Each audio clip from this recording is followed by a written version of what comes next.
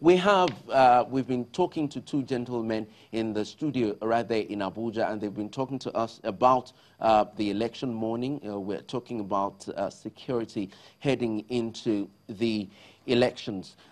We've heard a lot of promises, gentlemen, from the security agencies, especially the police. The IG of police has told us that no armed policemen are going to be anywhere near the polls, even though they have armed security men fully deployed some distance away from the polling booths, so that when trouble breaks, which we hope wouldn't, but when trouble breaks, they have prepared for those kind of situations as well. I want to ask you, General Esekaigbe, there are some people who have decided that they are going to foment trouble, and they might be encouraged by the fact that there are no armed security officials at the polling units. Is that a good balance, where we don't have anyone who is just physically carrying arms, even though they're not expected to use it, just to keep troublemakers at bay?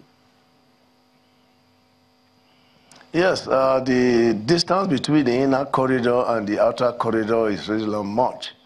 I think the idea of keeping policemen that are not armed in the polling booth is to avoid the scaremongering and kind of intimidation that will arise from people seeing weapons around their voting booth.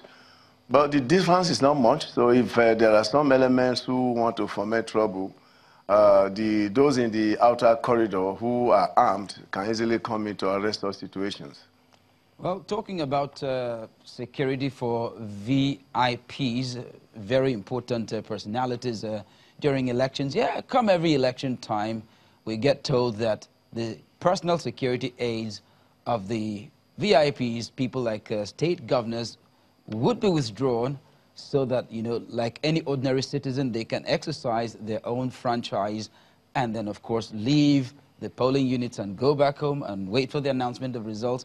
But very often it appears as if it's a case of some animals are equal, but some are more equal than others. I mean, it applies to others, it does not apply to others, and one begins to wonder why the inequity, or should I say inequality, when it comes to this particular regulation. Well, that depends on the professionalism of the Inspector General or the head of the service that is in charge of the security. This present acting IG has demonstrated some professionalism, and he has shown that you know, he's up to the game, and that he has what it takes to implement his laws. Most instances, the problem has been giving a lot of regulations and not enforcing them properly. So the execution phase is critical. And one of the problems we have in this country is that sanctions are normally oversighted. You don't enforce sanctions you are supposed to enforce that will serve as deterrence to others. If the IG has said he's going to withdraw policemen attached to VIPs for purpose of this election, so be it. And as a matter of fact, you see, the people that cause this trouble with these attached personnel are really not even VIPs, as a matter of fact. So that is the question of seeing who are those who are actually entitled to these security men, like orderlies and the escorts and all that. A situation where you see the policemen that would not have enough to perform their statutory duties are attached to all manners of people. So it poses a very big, you know, question mark on their efficiency. But I think it's important, let's give this IG, you know, benefit note, of doubt.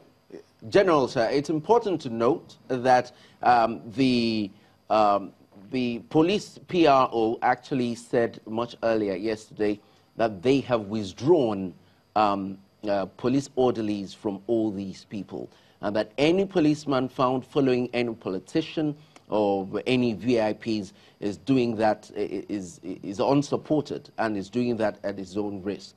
They've put that out, and I think it's important that we establish that. Yes, if that is the case, it is very easy. So when you see anybody flouting that regulation, nobody is above the law. That is the question. when somebody is flouting an established regulation that has been put in place, no, the sanctions immediately follow.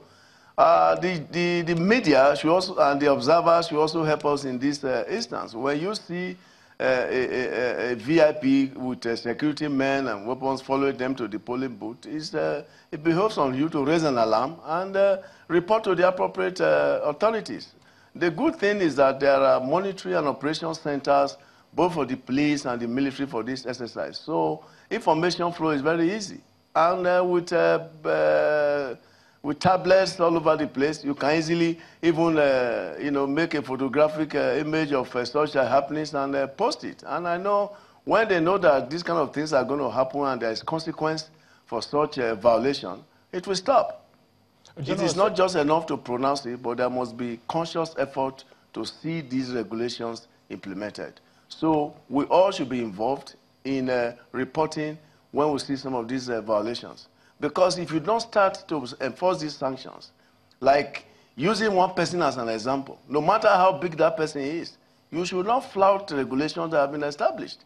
Once you use one person as an example, people will know that, yes, there is consequence for violations. All right, General Sekagbe, I'm particularly interested in flashpoints, places that we believe are a bit prone to crisis at intervals whenever we have election come up. But I just want to find out what exactly or what measures do you think can be really put in place to ensure that some of these flashpoints we don't get to record casualties, as it were, because you have to really think of the several logistics and materials and all of that will be deployed for the elections, particularly even the security operatives as well. You see, there have been synergy amongst the security agencies, and this is where interagency cooperation will come in. And like you see, the policemen are the first responders. They are the lead agencies when it comes to security. So that is why the IG said there is a strategic response team that have been established to take care of such complex emergencies. And where they have been overpowered, the military that are doing some patrol and the outer corridor can easily come to reinforce them. So the idea is, to have the political will to implement all these things that we are choking out every day. And once these people know that the policemen are going to be reinforced by the military, and they will be very cautious, because the difference between a thug and a trained personnel is, the ability, to control your movement and to control your operations. So I am not worried about that. If the political will is there for the security agencies to implement these regulations, we are home and dry. After all, those who were arrested in Kwara and Kano did not pose any big resistance. They all had talks that they used in unleashing mayhem on their opponent, and they were still arrested. So the question is the political will and the ability to be able to sift the real security men from the fake ones that will be used to do these exercises.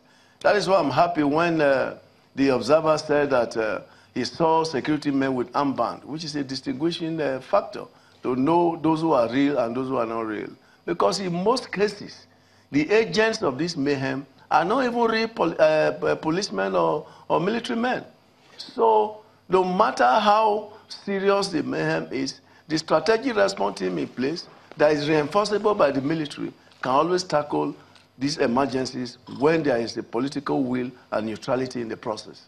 Thank you, Mr. Sekagbe. But let me ask Mr. Adeye, you have been an observer.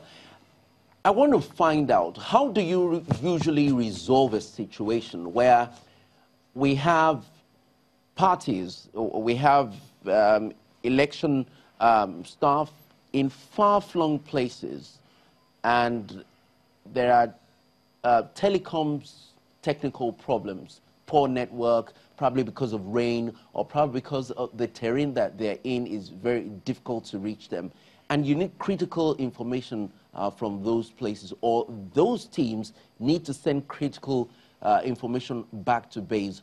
What's usually the way to resolve this kind of problem? How do you get information across to base. For instance, back to the situation room or back to the headquarters of INEC.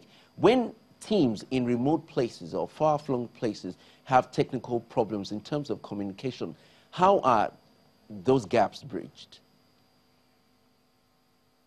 Okay. Like the INEC here already told us that everything has been put in place for easy flow of communication. And mind you, we have other CSO around that already set up their communication gadget as well. Once you get to the field, you must know who and who are in charge, being you the security, the INEC personnel, being or their permanent staff. Also, we talked about the various party agents over there.